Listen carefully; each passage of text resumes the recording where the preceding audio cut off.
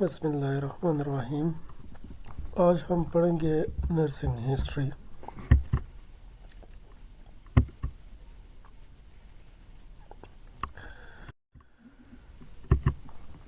History and development of nursing मतलब nursing किस तरह इवॉल्व हो गई, इस तरह किस तरह एडवांसमेंट आ गई, ये किस तरह मतलब डेवलप हो गया।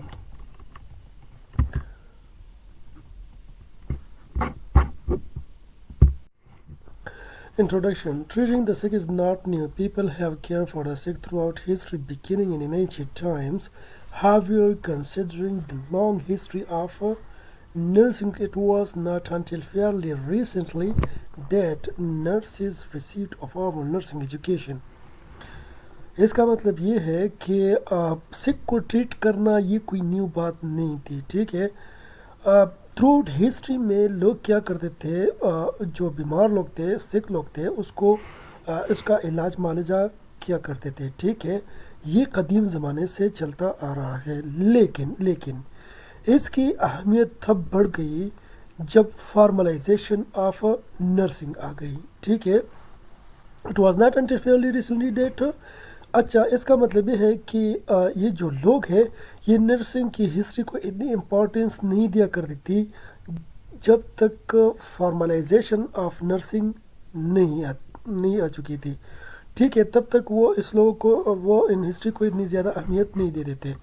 तो ये कह रहे हैं कि एंशिएंट टाइम से वो इसकी इम्पोर्टेंस तब आने लगी कि जब नर्सिंग का जो एजुकेशन है वो इवॉल्व होता गया और फॉर्मल तरीके से वो सामने उभरता गया। तब ही इन लोगों को नर्सिंग की इम्पोर्टेंस की, नर्सिंग की हिस्ट्री की जो एंशिएंट कदीम ज़माने से आ रही थी उसकी इम्पोर्टेंस का पता लग गया। For hundreds of years, nursing has undergone its evolution, eventually transforming itself into the respected professions we all know of today.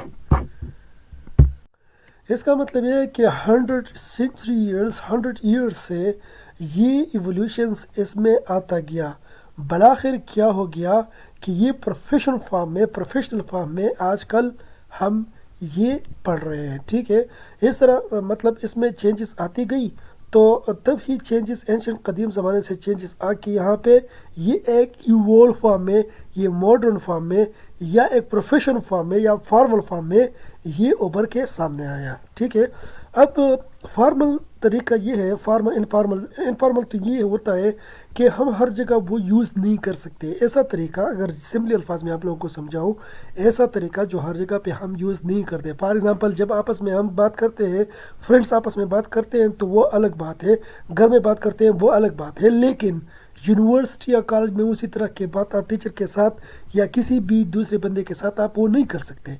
तो ये फॉर्मल तरीका है, मतलब टीचर और स्टूडेंट्स के दरमियान जो तरीका है अदब से बैठना, तमीज़ से बात करना, ये सब कुछ क्या है, ये मतलब एक प्रॉपर चैनल के, सपोज आपने इंस्टीट्यूट में वो एडमिशन लिया है, एक प्रॉपर चैनल के थ्रू आपने एडमिशन लिया, ये फॉर्मल तरीका है।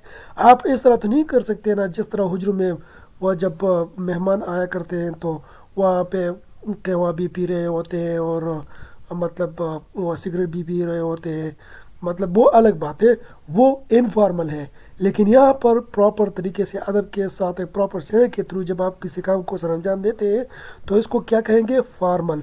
तो यहाँ पे नर्सिंग से मुराद फॉर्मल नर्सिंग है, जिसके लिए एक proper training, theory, research, evidence based research, ये सब इन्वॉल्व होती है, तब ये फॉर्मलाइजेशन की तरफ जाती है।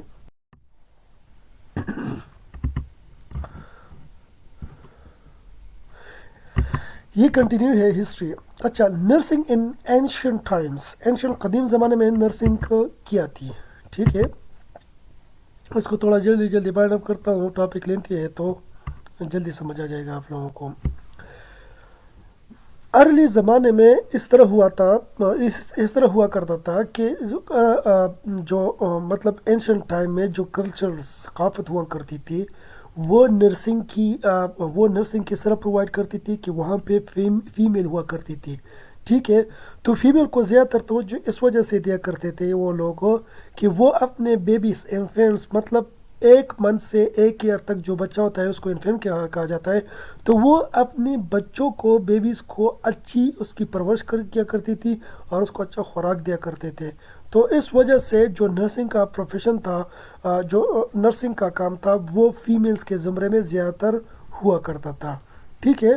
تو ان کا یہ خیال تھا کہ اگر جس طرح ایک ماں اپنے بچے کا خاص خیال رکھتی ہے اس کی پرورش کرتی ہے اچھی طرح سے اسی طرح یہ وومن مطلب فیمیلز یہ بھی کر سکتی ہے کہ جب کوئی سک انجر آ جائے تو اسی طرح کا کیئر اچھے طریقے سے بہتر طریقے سے فیمیل ہی وہ دے سکتی ہے انجر اور سک کو وہ کیئر. ٹھیک ہے. There was no formal education available in primitive جو پرائمری سوسائٹیز تھی وہاں پر فارمل ایجوکیشن نہیں تھی. ٹھیک ہے. تو وہ کیا کرتے تھے learn the tricks of trade were oral traditions they were passed down from one generation to the next. اس کا مطلب یہ ہے کہ وہ tricks of trade یوز کیا کرتی تھی. tricks in trades اس کا مطلب یہ ہے کہ ٹریڈیشنلی وہ بچوں کو کیا وہ کرتی تھی کیا دیتی تھی اورلی وہ فار ایگزامپل لیٹ سپوز وہ اورلی کوئی خوراک دیتی تھی. اورلی جو کنسیپٹ تھا وہ بہت زیادہ تھا. تو اسی طرح کا مطلب بچوں کو جو اورلی جو کچھ بھی یہ فیمیل فیڈ کیا کرتی تھی بچوں کو تو اسی طرح کا کنسیپٹ ان لوگوں کا یہ تھا کہ اسی کنسیپٹ کو استعمال کر کے اسی سک اور انجر کو بھی اگر اورلی کوئی چیز دے دیں تو وہ اس سے ٹھیک ہو سکتا ہے. تو اس ٹرکس کو مطلب جب اورلی کسی چیز لینے سے وہ بچہ ٹھیک ہو سکتا ہے تو اسی طرح جو سک ہے بیمار ہے وہ بھی یا انجر ہے وہ بھی ٹھیک ہو سکتا ہے اگر آپ اس کو کوئی چیز اورلی دیں. تو یہ ٹرکس آف ٹریڈ وہ یوز کیا کرتی تھی. اچھا یہ لوگ کیا کرتے تھے کہ وہ یہ اس طرح لرن کرتے تھے کہ نرس اور پیشنٹس کے درمیان وہ کس طرح ایک پیشنٹس کی علاج کیا کرتے تھے. وہ let suppose for example trial in error basis پہ. ٹھیک ہے. وہ اس طرح لرن کیا کرتے تھے اس طرح یاد کرتے تھے اس چیز کو کہ فار ایگزامپل کوئی چیز اس کے بارے میں اس کو کوئی علم نہیں ہوا کرتا تھا تو وہ اپنے آپ کی طرف سے پیشنٹ کو دیا کرتے تھے. تو پھر اس کو افزر کرتے تھے اس پیشنٹ کو کہ اگر وہ اس سے ٹھیک ہو جاتا تھا تو اس کو پھر آگے کنٹینیو کیا کرتے تھے. اگر ٹھیک نہیں ہوتا تھا پھر اس کو سٹاپ کر دیتے تھے. اسی طرح یہ لوگ اور کیا کرتے تھے کہ یہ پلانٹس اور ہربس کو استعمال کرتے تھے زخموں کو بھرنے کے لیے. اور دوسری بات جو ایول اسپرٹس ہے یا میجک ہے مطلب ان لوگوں کا یہ خیال تھا یہ گمان تھا بلکہ یہ ان کا یقین تھا کہ جو جن بوت وغیرہ ہیں یا میجک کا جو جادو ہے یہ کسی انسان کی کیا کرتے ہیں ہیلتھ کو افیکٹ کرتے ہیں. تو پلانٹس اور ہربس کو یہ لوگ یوز کرتے تھے ہیلنگ کے لیے کہ اس کے زخموں کو بھر دیا جائے یا اس سے وہ پیشنٹ ریکور ہو جائے. ٹھیک ہے. اور جو آخر میں ان لوگوں نے یہ لکھا گیا ہے کہ جو النس تھی یہ ایک سائن تھی کہ انہوں نے اپنی پریسٹ جو پادری ہے یا جو خدا ہے نعوذ باللہ من ذالک خدائے ہیں جو ان کے بدھ ہیں وہ ان لوگوں نے کچھ غلط کیا ہے لوگوں کے ان اپنے خداؤں کے ساتھ تب ان لوگوں پہ یہ النس آ گئی ہے. تو یہ اینشنٹ زمانے میں ان لوگوں کا یہ گمان تھا یہ یقین تھا. ایجپٹن کیا کرتے تھے ایجپٹن کا انہوں نے کیا کنٹریبیوشن اس میں کی تھی کہ وہ یہ فرسٹ ایسی مطلب ایرا تھی 3000 BC میں بیفور کرسچن سے کہ ان لوگوں نے میڈیکل ریکارڈ کی کنسیپٹ ایجاد کی تھی. میڈیکل ریکارڈ کی جو کنسیپٹ ہے یہ ایجپٹن نے دی تھی. ٹھیک ہے. دوسری بات ان لوگوں نے کیا کی تھی کہ ان لوگوں نے میڈیکیشنز کی کلاسیفیکیشن انہی لوگوں نے کی تھی. Develop plans to maintain people's health. ایک تو ان لوگوں نے میڈیکل ریکارڈ کا کنسیپٹ دیا تھا، دوسری میڈیکل کلاسیفیکیشن کی کنسیپٹ ان لوگوں نے دی تھی، تیسری ان لوگوں نے کہ کس طرح ایک پیشنٹس کی یا لوگوں کی ہیلتھ کو مینٹین کرے، اس کے لیے جو پلاننگ کی تھی یہ ایجپٹن نے کی تھی۔ چوتھا کام اس نے کیا تھا سوچرز، مطلب سوچرز مطلب ایک سوچر اس ڈریسنگ کو کہتے ہیں جس طرح اگر کوئی سر پہ چوٹ کھائے تو وہ لوگ جب ہاسپٹل میں جاتے ہیں تو اس کو 2-3 کانٹے لگاتے ہیں، مطلب ٹانکے لگاتے ہیں، مطلب کہ اس کا مطلب یہ ہے کہ جس طرح ہم وہ کرتے ہیں نا، کپڑوں کو سیلتے ہیں نا، تو اسی طرح سیلنگ کا مطلب ایک ایسا کیٹ گٹ، ایک وہ وائر، ایک قسم کی وائر ہے جس سے لوگوں کی سٹچنگ کیا کرتے ہیں، تو اس ٹائپ کا اس کے ساتھ ایک سوئی ہوتی ہے، اس کو سوچر کہتے ہیں، اس ڈریسنگ کو کیا کہتے ہیں؟ سوچر کہتے ہیں۔ اسی طرح ان لوگوں کا ان لوگوں میں جو فزیشین ان کا یہ یقین تھا کہ انہوں نے جتنی بھی انٹرنل باڈی، جتنی بھی ڈیزیز ہیں، ان لوگوں نے اس میں اسپیشلٹی کی ہوئی تھی۔ انٹرنل ڈیزیز ہو گئے، فریکچر بونز یا وونڈس، اس میں وہ بہت ماہر تھے۔ تو 4 کام ان لوگوں نے ایجپٹ نے کی تھی۔ ایک میڈیکل ریکارڈ کو قائم کی تھی، دوسری میڈیکل کلاسیفیکیشنز کی تھی، اور تیسری جو ہے وہ ہیلتھ کیئر کو مینٹین کرنے کے لیے ان لوگوں نے پلاننگ کی تھی، اور چوتھا کام جو ان لوگوں نے کی تھی وہ سوچر کا کنسیپٹ ان لوگوں نے دیا تھا۔ اور آخر میں ان لوگوں میں اس طرح فزیشنز تھے کہ جس کا یقین تھا جو انٹرنل باڈی ڈیزیز کے بارے میں وہ لوگ بہت ماہر تھے۔ تو یہ کنٹریبیوشن جو تھا یہ ایجپٹ کا تھا، اور یہ کب آئے تھے؟ 3000 BC میں، بیفور کرسچن ایرا سے 3000 سال پہلے، ٹھیک ہے۔ اب Greece from 1500 BC to 100 BC، ان لوگوں نے کیا کیا تھا کہ گریک فلاسفرز انہوں نے کیا کیا تھا کہ ان لوگوں نے جو گریس تھے، یونان کے لوگ تھے، ان لوگوں نے ریلیشن قائم کی تھی، ریلیشن کو پہچانا ہوا تھا۔ یہ ریلیشن کو مطلب جان گئے تھے کہ کس چیز کے بارے میں، ان کے خداؤں کے بارے میں، ان کے لوگوں کے خداؤں کے ساتھ، نیچر کے ساتھ، اور دوسرے لوگوں کے ساتھ، کہ ان تینوں کا آپس میں کیا ریلیشن ہے، ٹھیک ہے۔ تو they believe that God and goddesses of Greek mythology control health، ان لوگوں کا خیال تھا یہ بہت زیادہ بت پرست ہے، مطلب ان لوگوں نے اپنے لیے نعوذ باللہ بتوں کو اپنا خداؤں کو بنائے گئے تھے، کہ ہر ایک خدا کو اپنے لیے ان لوگوں نے مختص کیا ہوا تھا۔ ان لوگوں نے ایسے مندر، ٹیمپل بنائے تھے جس میں ان لوگوں نے اپنے الگ الگ، نعوذ باللہ من ذالک، اپنے الگ الگ کے خدا کو رکھا ہوا تھا۔ جس طرح اس کا ایک خدا تھا ایسلیپیس، جو کہ گاڈ آف میڈیسنس کو کہا جاتا تھا، مطلب دوائیں کی خدا، اور وہ ان لوگوں کا یہ خیال تھا کہ یہ کیا کرے گا، یہ سکھ کو کیئر پرووائڈ کریں گے، سکھ کو، ٹھیک ہے، یاد رکھے سکھ کو یہ کیئر پرووائڈ کرتا ہے۔ جو دوسرا خدا تھا اپولو، تو گاڈ آف ہیلنگ، وہ گاڈ آف میڈیسن تھا، مطلب میڈیسن کا خدا، اور یہ ہیلنگ کا خدا، مطلب زخم کو بھرنے والا خدا۔ ان prayed to him for magic cures for their illness, وہ سکھ کے لیے کیئر پرووائڈ کرتے تھے، یہ النس کے لیے کیئر پرووائڈ کرتے تھے، میجیکل کیور، یہاں پہ کیور کا لفظ یوز ہوا ہے، ٹھیک ہے۔ اوپر ایسلیپیس میں کیئر کا لفظ یوز ہوا ہے۔ جنرل مطلب اس کا مطلب یہ ہے کہ ڈریسنگ وغیرہ، یا مطلب جس طرح بھی ہے، اسپریچول، انٹلیکچول، فزیکل، مینٹل، وہ کیئر پرووائڈ کرنا، یہ اسلیپیس کا کام تھا ان لوگوں کے مطابق۔ اور جو اپولو تھا، یہ میجک کیور، جو میڈیسن کے تھرو وہ کسی بندے کی النس کا علاج کیا کرتا تھا، تو وہ اپولو کا کام تھا، جس کو گاڈ آف ہیلنگ کہا جاتا تھا اس زمانے میں۔ یہ زیادہ تر بت پرست ہے، نعوذ باللہ۔ ان لوگوں نے اپنے لیے اپنے علاج معالجے کے لیے الگ الگ خدا کو رکھا ہوا تھا۔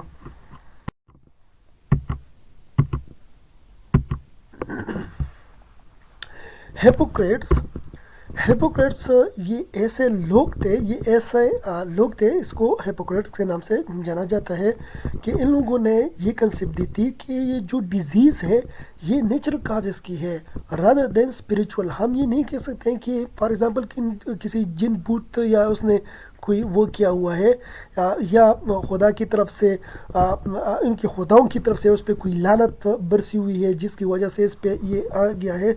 तो ये इन लोगों ने क्या किया था, इन लोगों ने ये कंसेप्ट दी थी 400 BC में, मतलब बिफोर क्रिश्चियन एरा से 400 साल पहले, कि ये जो डिजीज़ है ये नेचुरल काज है, किसी भी खुदा या किसी भी या जिन भूत बरी का या मैजिक का कोई इसमें कंसेप्ट नहीं है।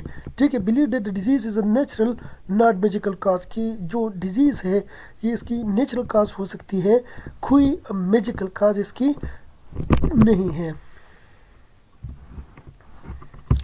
India dating from 2000 to 1200 BC, मतलब 2000 से 1200 एरा के दरमियान, बिफोर क्रिश्चियन से 1200 से 2000 साल पहले ये लोग, ये ज़्यादातर क्या थे, ये हिंदू थे, मुशरिक थे। तो उनकी जो किताब थी, हिंदू किताब जो होली किताब थी इन लोगों की, वेदास, तो इसमें इन लोगों ने मतलब इसमें इन लोगों को गाइडेंस, इन लोगों में उस बुक में इन लोगों के लिए एक गाइडेंस थी, मतलब किस तरह आपने किसी इंसान की हीलिंग करनी है, किसी इंसान को किस तरह आपने केयर प्रोवाइड करना है, या उसी तरह जिस तरह मैजिक के सारे गाइडेंस उसमें वहाँ पर वेदास में वो दर्ज थी कि किस तरह मतलब मैजिक से आप किस तरह किसी इंसान को रिकवर कर सकते हैं, इस काहिल को रिकवर कर सकते हैं। तो उसमें क्या था, उसमें ये था द वेदास इंक्लूडेड हर्ब्स, ठीक है, उसमें हर्ब्स थी, spices, displace of magic and charms, ये सब चीज़ें, स्पाइसेस, जड़ी बूटियों वगैरह के बारे में, हर्ब्स के बारे में जो मालूमात थी वहाँ पे दी गई थी।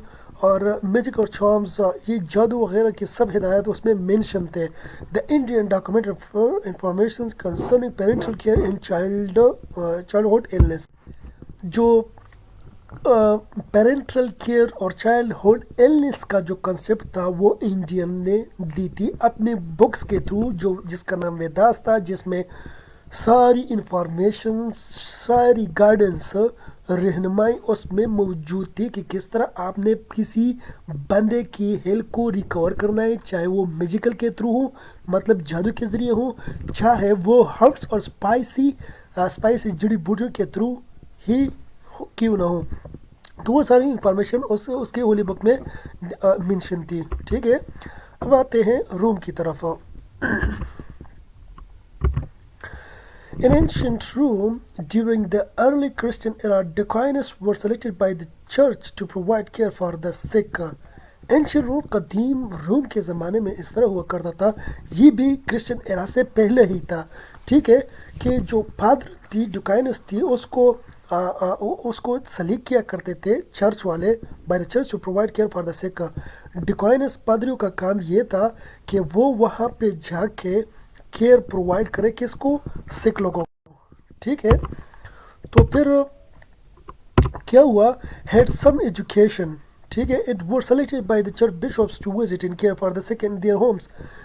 डिकाइनस जो पादरियन थी, वो उसके पास कुछ इल्म हुआ करती थी, तो उस इल्म के बुनियाद पर जो चर्च का जो बुजुर्ग बिशॉप था, जो बड़ा आदमी, जिसे मतलब जो इसका सबसे बड़ा बुजुर्ग हुआ करता था, वो इन पादरों को सलीक करते थे इनकी इल्म की बेस पे कि वो जाके घरों में उसको केयर प्रोवाइड करे बीमार लोगों को, पेशेंट्स को। जिस तरह यहाँ पे एक एग्जांपल दिया गया है, the डिकाइनस Phoebe is considered to be the first visiting nurse who provided expert home nursing care. जो डिकाइनस जो फादर फोबी थी, वो क्या थी कि वो फर्स्ट विजिटिंग नर्स थी, जो कि घरों में जाके वहाँ पर लोगों को केयर प्रोवाइड किया करती थी। The Roman empire 27 BC to 47 AD, मतलब 27 बिफोर क्रिश्चियन एरा से 476 AD के माबेन जो एरा था ये रोमन एम्पायर का था, ठीक है। A military dictatorship adopted medical practices from the countries they conquered and the position they enslaved. The first military hospital in Europe was established in Rome. Both men and female attended assessment in the care of the sick.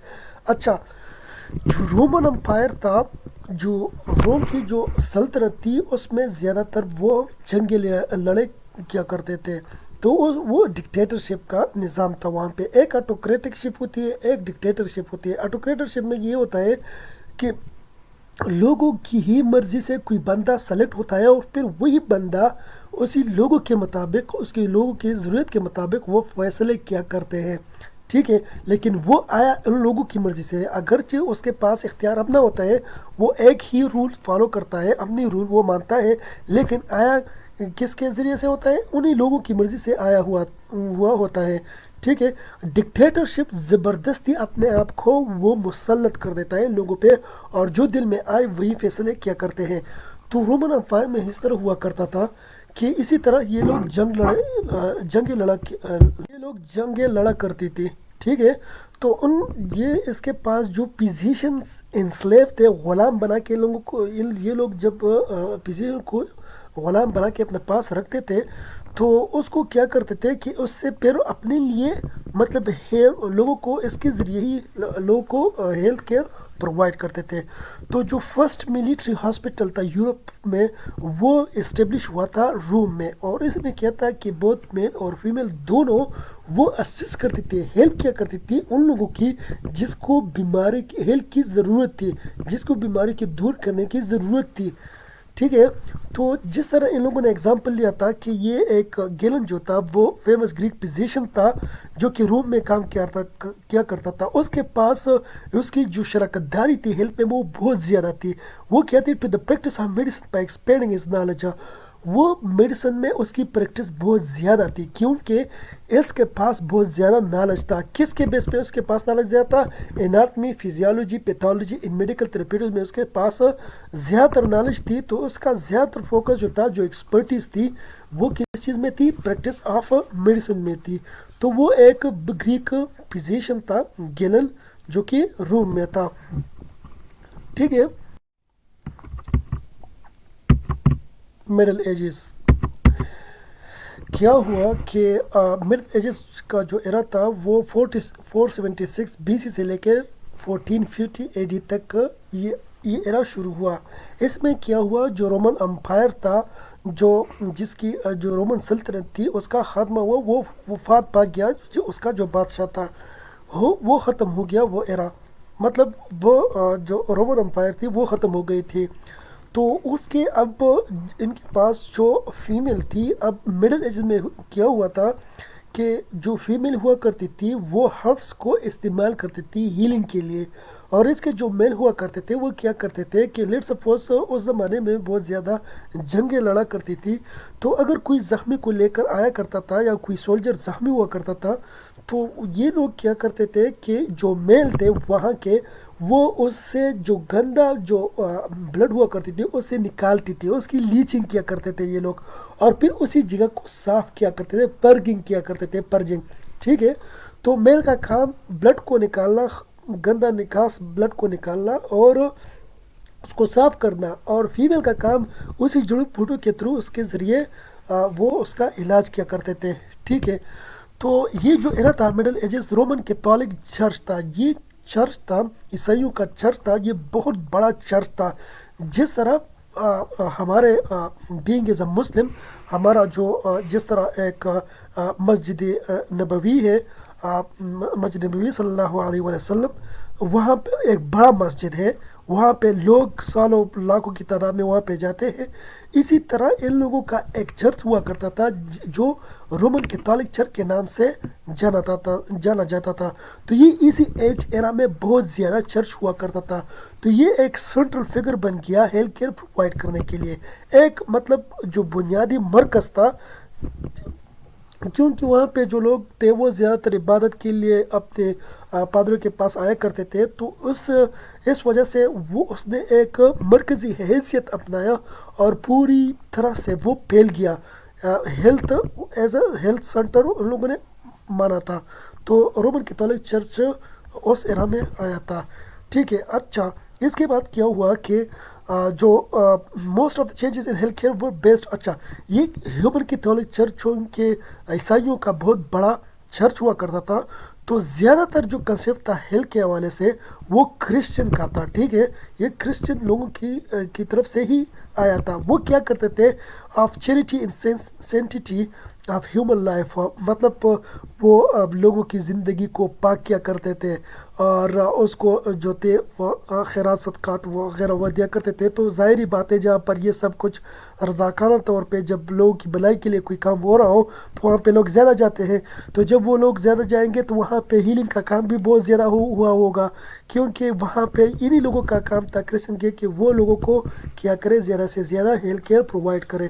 ٹھیک ہے. Wives of emperors and other women considered noble would become nurses.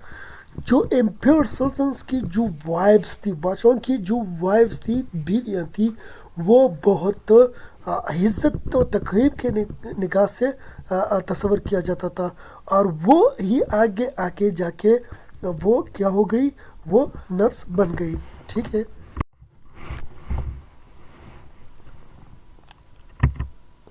اچھا وہ جو تھا پچھلا جو ہم نے پڑھا وہ اینشن قدیم زمانے کا نرسنگ تھا. اچھا اب ماڈرن نرسنگ کب شروع ہوئی؟ Modern nursing. ٹھیک ہے. اب ماڈرن نرسنگ کی بات ہو رہی ہے. ٹھیک ہے. جو ماڈرن نرسنگ تھی وہ شروع ہوئی تھی 19 سینچری میں. وہ کہاں پر شروع ہوئی تھی؟ جرمنی برٹن میں شروع ہوئی تھی. یہ جو پریکٹس تھی ماڈرن نرسنگ کی وہ کب اسپرٹ ہو گئی؟ 1900 میں وہ برٹن اور جرمنی میں پھیل گئی. ٹھیک ہے. جو برٹش سوشل ریفارمر تھے, ہدایت دینے والے جو لوگ تھے, وہ کیا کرتے تھے, ان کا کام کیا ہوا کرتا تھا کہ وہ جو ریلیجیس وومنس تھی, جو زیادہ تر ان کا تعلق جو ریلیجیس سے ہوا کرتا تھا, جس طرح چرچ کے پادرن تھی وغیرہ, یہ لوگ انہی لوگوں میں سے ان لوگوں نے سلیکشن کی, ان لوگوں کی ایک گروپ بنائی. زیادہ تر مطلب چرچوں سے بہت زیادہ جو چرچ ہوا کرتے تھے وہاں سے ان کی جو فیمیلز تھی ان کو جو ریلیجیس وہ خدمات سر انجام دے رہی ہوتی تھی وہاں پہ, تو ان لوگوں نے انہی لوگوں کو جو زیادہ تر ریلیجیس ہوا کرتی تھی ان لوگوں کو جمع کر کے ان لوگوں نے ایک گروپ بنایا فرسٹ ہاف آف 19 سینچری میں. فرسٹ آف 19 سینچری اس کا مطلب یہ ہے کہ مطلب ابھی بتا رہا ہوں یہ 19 سینچری, یہ اصل میں فرسٹ ہاف 1850 کی بات ہو رہی ہے. ٹھیک ہے. یہ فرسٹ آف 19 سینچری ہے. ٹھیک ہے. یہ جو فرسٹ آف 19 سینچری یہ 1850 کی بات ہو رہی ہے. تو اس میں کیا تھا, انہی جو برٹش ریفارمر تھے چونکہ یہ برٹن میں ہی پھیل گیا تھا, تو یہ جو برٹش سوشل جو ورکر تھے وہ کیا کرتے تھے, انہی ریلیجیس لوگوں کو اکٹھا کر کے, خاص کر کے فیمیل کو, اور ان لوگوں کا ایک گروپ بنایا ان لوگوں نے. کب؟ 19 سینچری میں 1850 کے فرسٹ جو ہاف ہے اس ایرا میں. تو جو ان میں سے دو جو انفلوئنشل وومن تھی جن کا بہت اثر و رسوخ تھا, جو بہت زیادہ پر اثر تھی, وہ کون تھی ماڈرن نرسنگ میں؟ وہ کون تھی؟ Elizabeth Fry and Florence Nightingale. ان لوگوں نے بہت کنٹریبیوشن کی ہے ماڈرن نرسنگ میں. ٹھیک ہے.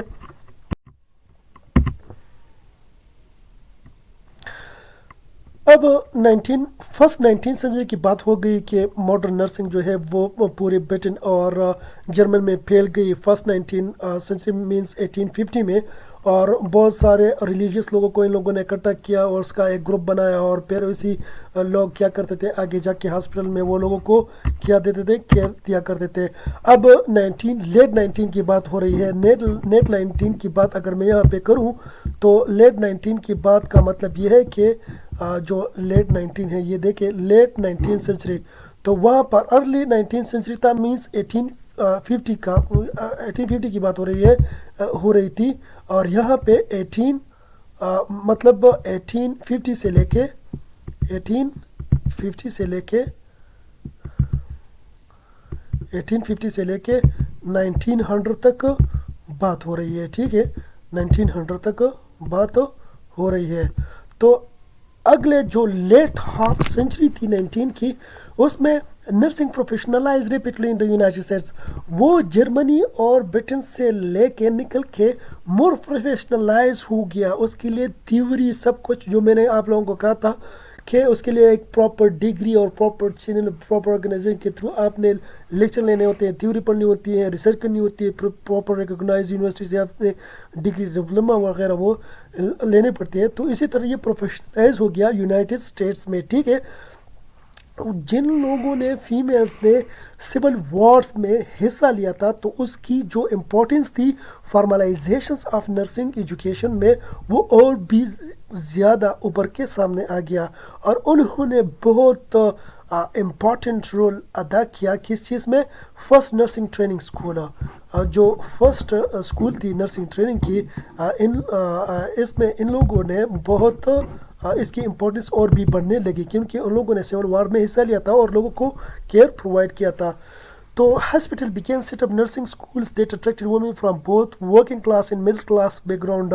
तो इन लोगों ने क्या किया कि हॉस्पिटल के थ्रू इन लोगों ने नर्सिंग ट्रेनिंग स्कूल जो थी वो इन लोगों ने इस्टेब्लिश की थी, और जिससे बहुत ज़्यादा जो वर्किंग क्लास के लोग थे, मिडिल क्लास के लोग थे, इनको अट्रैक्ट किया। जैसे ही फर्स्ट नर्सिंग ट्रेनिंग स्कूल इन लोगों ने शुरू की यूनाइटेड स्टेट्स में, तो इन्होंने मतलब वर्किंग क्लास और मिडिल क्लास लोगों को अट्रैक्ट किया कि वो यहाँ पे आके एडमिशन ले लें, ठीक है। ये क्या है, ये अब प्रोफेशनलाइजेशन की तरफ जा रहा है। मतलब अब ये जो लोग जब आएंगे तो ये प्रॉपर क्लासेस वगैरह लेंगे, प्रॉपर थ्योरी पढ़ेंगे, उसके लिए प्रॉपर डिग्री रिकॉग्नाइज यूनिवर्सिटी से लेंगे, प्रॉपर स्पेशलिटी ये लोग करेंगे। तो ये प्रोफेशनलाइजेशन की तरफ ये नर्सिंग जा रही है, ये डेवलपमेंट है नर्सिंग की। जो फर्स्ट परमानेंट स्कूल था नर्सिंग था, वो यूनाइटेड स्टेट में ही इस्टेब्लिश हुआ था, जो कि था the nurse training school at the women hospital of Philadelphia, ठीक है, विच वाज इस्टेब्लिश इन 1872। मैं लेट 19th सेंचुरी की बात यहाँ पे कर रहा हूँ। तो ये लेट 19th सेंचुरी, यहाँ पे देखे ना, ये लेट 19th सेंचुरी की बात हो रही है, लेट 19th सेंचुरी, ठीक है, ये लेट 19th सेंचुरी की बात हो रही है।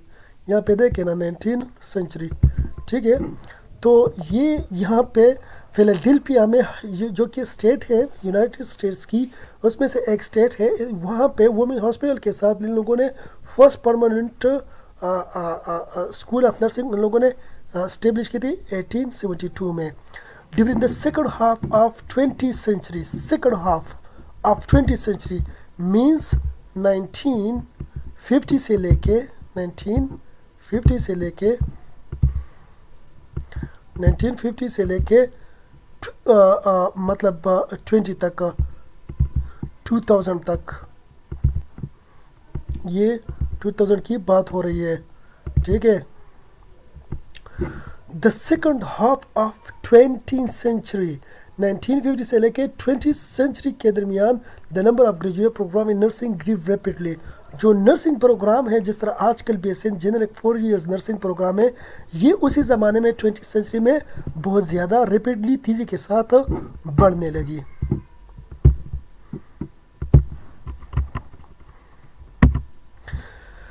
Graduate nursing program focus on the clinical specialties laid the basis for the expansion of advanced practice nurses। उसकी ज़्यादातर फोकस थी clinical specialties पे थी, ठीक है, जो कि advanced practice nurses की फिर बुनियाद बनती रही और ये ज़्यादा एक्सपेंड होते रहे, ठीक है।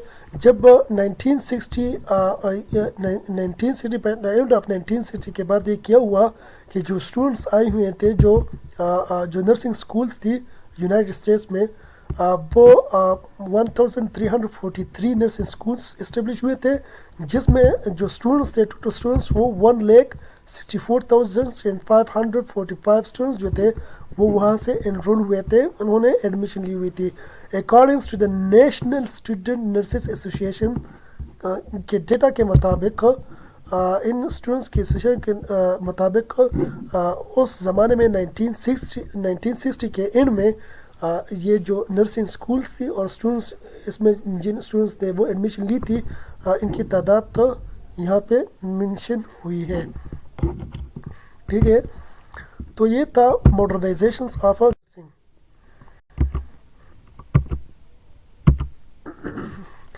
نرسنگ ان اسلام کیا ہے؟ Nursing in Islam is a healthcare services related to care patient, family and community as manifestation of love for Allah and the Prophet Muhammad sallallahu alaihi wasallam. Nursing اسلام میں اس کا کیا مقام ہے؟ یہ ہے کہ آپ نے کیئر پرووائڈ کرنی ہے پیشنٹس کو. یہاں پہ پیشنٹس کی بات بھی ہو گئی، انڈیویجول کسی بھی بندے کی ذات پات اس سے کوئی تعلق نہیں، مطلب انسانیت کی بات ہو رہی ہے، فیملی اور کمیونٹی کی. یہ کیونکہ ہم نے اللہ اور اس کے حضرت محمد صلی اللہ علیہ وآلہ وسلم کی محبت میں ہی یہ خدمات سر انجام دینی ہے. مطلب کہتے ہیں کہ ایک حقوق اللہ ہوتی ہے، ایک حقوق العباد ہوتی ہے. حقوق اللہ اگر اللہ چاہے وہ معاف ہوتی ہے، ہو سکتی ہے، لیکن حقوق العباد وہ معاف نہیں ہو سکتی. حقوق اللہ معاف ہو سکتی ہے لیکن حقوق العباد معاف نہیں ہو سکتی.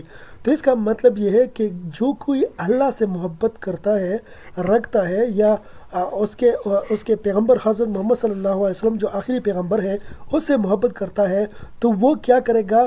وہ اس کے لوگوں سے، مطلب اس کے بندوں سے ہی محبت کرے گا. تو جب محبت کیسے ہوگی؟ جب آپ اس کی خدمت کریں گے. تو جو نرسنگ ہے، ہیلتھ کیئر ہے، وہ ان کی اللہ سے محبت کے تھرو ہی ہم اس کی خدمت کرتے ہیں. تو چاہے وہ پیشنٹ ہو، انڈیویجول ہو، فیملی ہو، کمیونٹی ہو. تو ایز اے لو، ایز اے سمبل ہے کہ ہم اللہ سے پیار کرتے ہیں، اس وجہ سے ہم لوگوں کی، اس کے بندوں کی خدمت کرتے ہیں، اور اسی خدمت کی وجہ سے ہی اللہ راضی ہوتا ہے. ٹھیک ہے. Nurse is a profession is not new to Islam. یہ کوئی نیو وہ نہیں تھی. In fact, it is attributed to sympathy and responsibility towards the concern in need.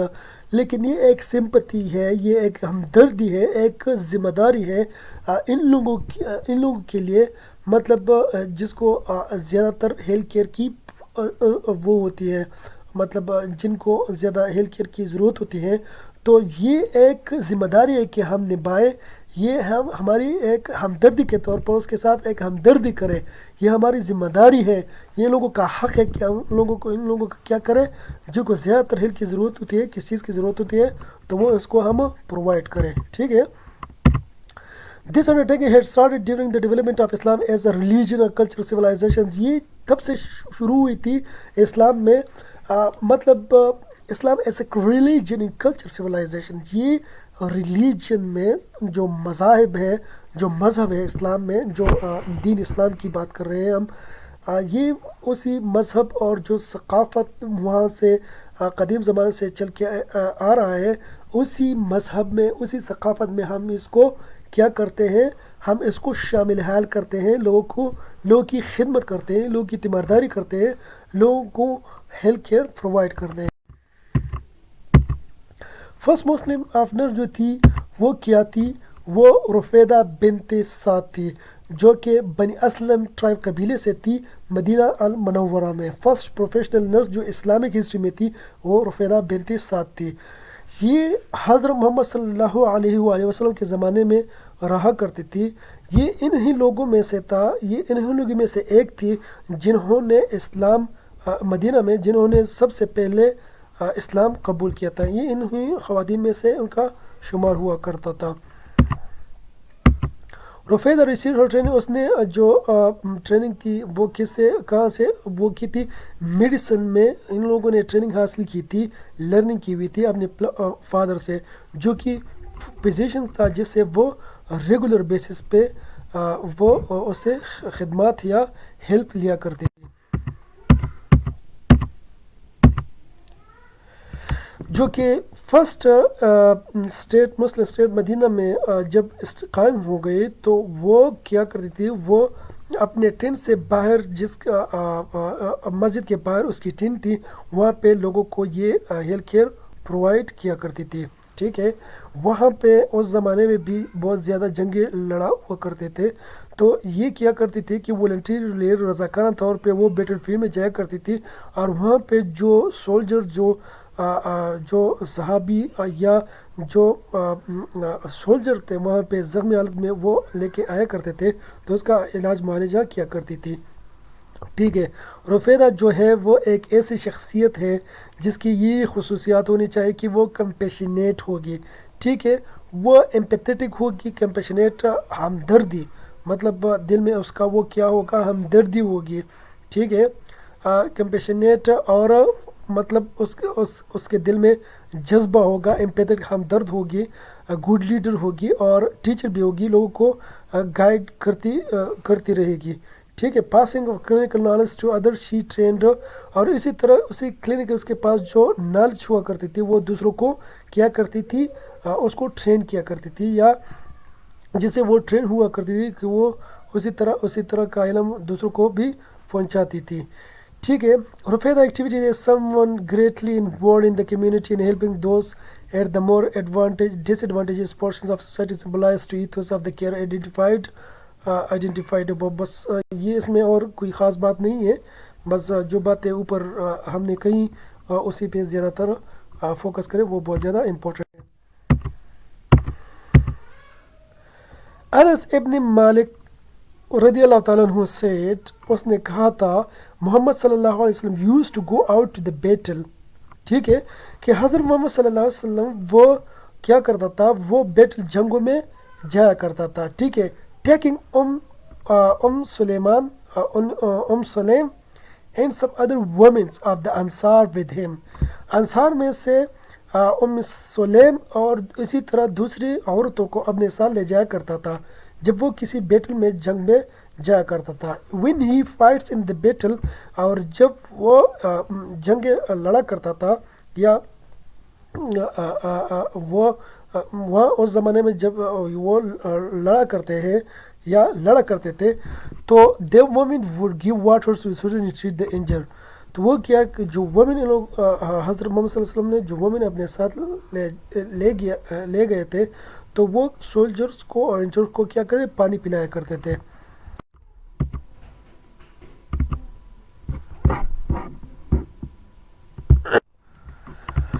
Florence Nightingale یہ میں نے پچھلے سلائڈ میں بھی پڑھا ہے کہ یہ اٹلی میں پیدا ہو گئی تھی 12 مئی 1820 کو اور اس کی یہ کب فوت ہو گئی تھی ڈیتھ کب ہوئی تھی 1910 میں.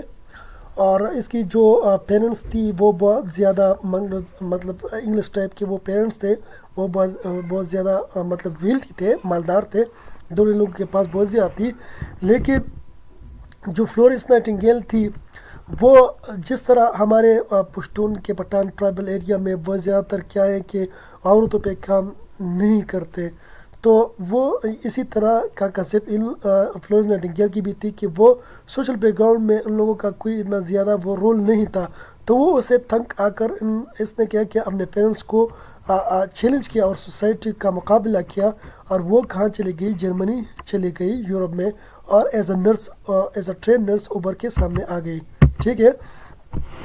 اس کی جو اپرچونٹی ہے وہ کب پوری ہوئی جب کرائمین جو وار تھا 1854 سے 1856 میں جو لڑی گئی تھی برٹن فرانس اور جرمنی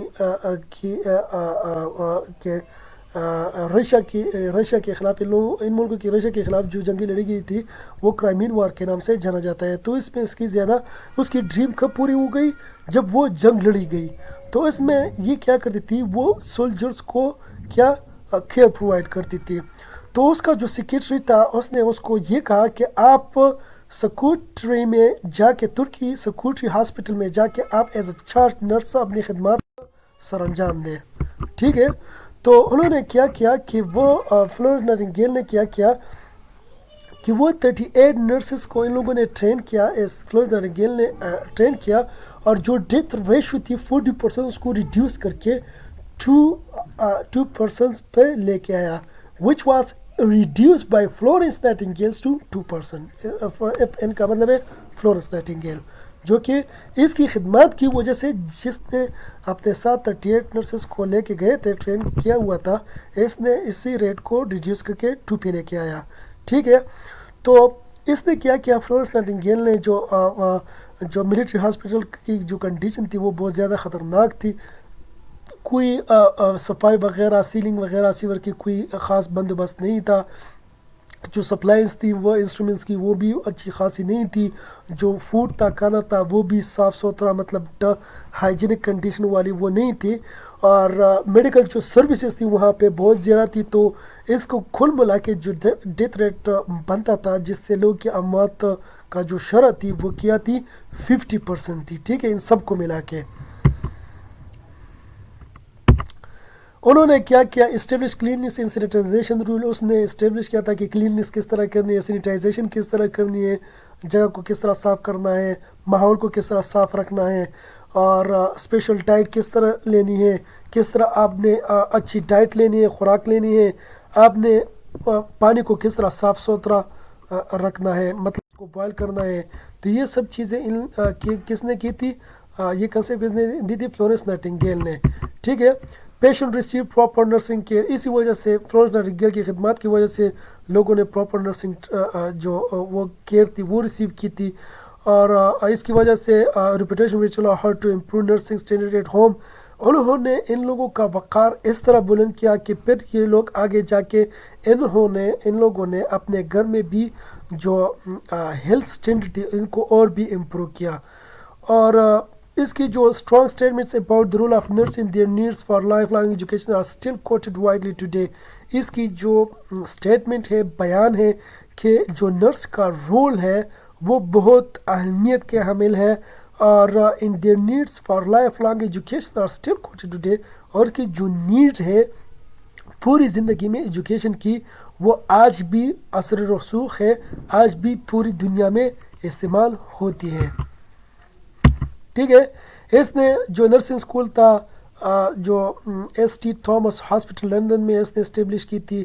اور 1887 میں اس نے کیا head hard nurse working in 6 countries. U S کے 6 کنٹریز میں اس نے کیا کام کیا ایز اے نرس. اور she was a nurse, philosopher, statistician, historian, politician in more. Today she is considered the founder of modern nursing. جو founder of modern nursing ہے وہ کسے کہا جاتا ہے، وہ فلورنس نائٹنگیل کو کہا جاتا ہے. Nursing definition by different scholar. Nursing کی ڈیفینیشن سے 100 ایئرس پہلے نرس فلورنس نائٹنگیل نے جو نرسنگ کی ڈیفینیشن کی تھی وہ اس طرح کی تھی: the act of utilising the environment of the patient to assist him in his recovery. کہ آپ نے انوائرمنٹ کو کس طرح ایسے بنانا ہے کہ جس سے وہ جو پیشنٹ ہے اس کی ہیلپ ہو سکے اور وہ اس کی ہیلتھ ریکور ہو سکے. تو یہ ڈیفینیشن جو تھی وہ فلورنس نائٹنگیل کی تھی. ورجینیا ہینڈرسن، باقی اس کا ڈیٹیل میں نے پچھلے اسی ویڈیو کے سٹارٹ میں نے ایکسپلین کیا ہوا ہے. ٹھیک ہے، the unique functions of the nurse is to assist the individual sick or well in the performance of the. اچھا، جو سب سے ریمارکیبل، یونیک، الگ مطلب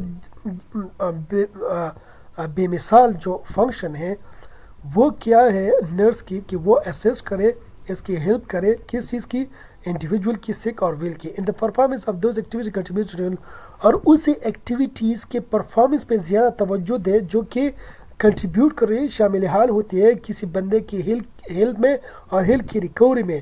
اور ٹو پیسفل ڈیتھ، یا اگر وہ ریکور نہ بھی ہو سکتا ہو تو اس کو پیسفل ڈیتھ دینی ہے.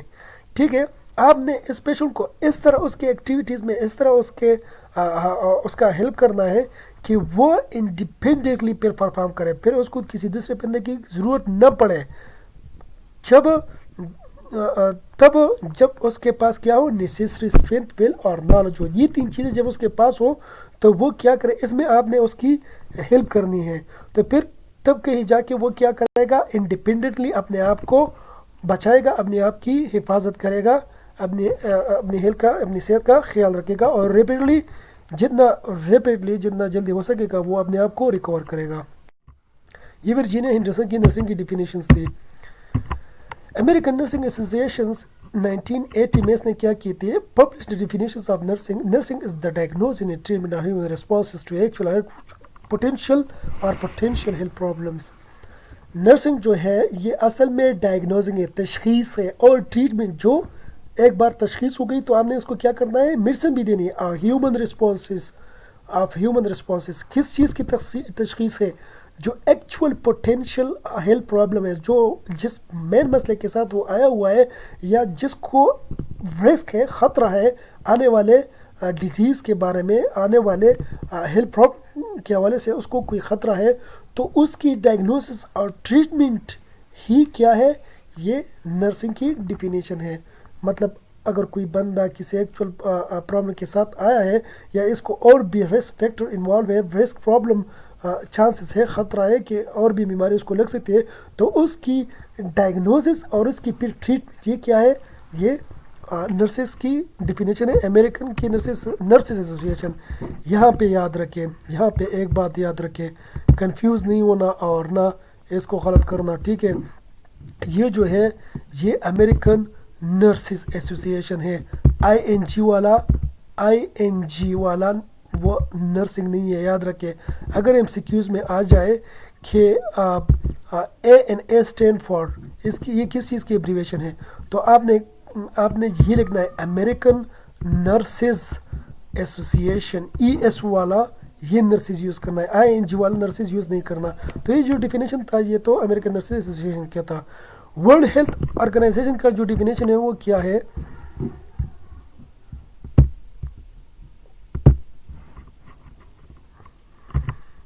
nurses encompasses our autonomous and collaborative care of individual of all age, family, group, in community, sick or well, and in all settings. It includes the promotion of health, the prevention of illness, and the care of ill, disabled, and dying people.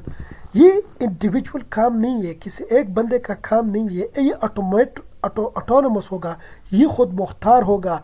ये सिर्फ nurses का काम नहीं है, इसमें physician भी involve है, इसमें डॉक्टर भी इन्वॉल्व है, इसमें जो LHVs है वो भी इन्वॉल्व है, जितने भी हेल्थ प्रैक्टिशनर है, फार्मासिस्ट है, सब इन्वॉल्व है। ये सब का काम है कि वो हर किस्म के लोगों को केयर प्रोवाइड करे, ऑल एजेस, चाहे वो बच्चा हो, बूढ़ा हो, जवान हो, फैमिली हो, ग्रुप हो, कम्युनिटी हो, पॉपुलेशन हो, चाहे वो सिक हो या वेल हो, ऑल सेटिंग में आपने इसको क्या करना है, केयर प्रोवाइड करना है, ठीक है। वो क्या केयर होगी, it includes promotion of health, आपने हेल्थ को प्रमोट करना है, आपने प्रिवेंशन ऑफ हेल्थ को आपने तो प्रमोट किया, लेकिन आपने क्या करना है, इलनेस को भी क्या करना है, प्रिवेंट करना है कि दोबारा आने से आप उसको रोकें कि दोबारा ये ना आ सके।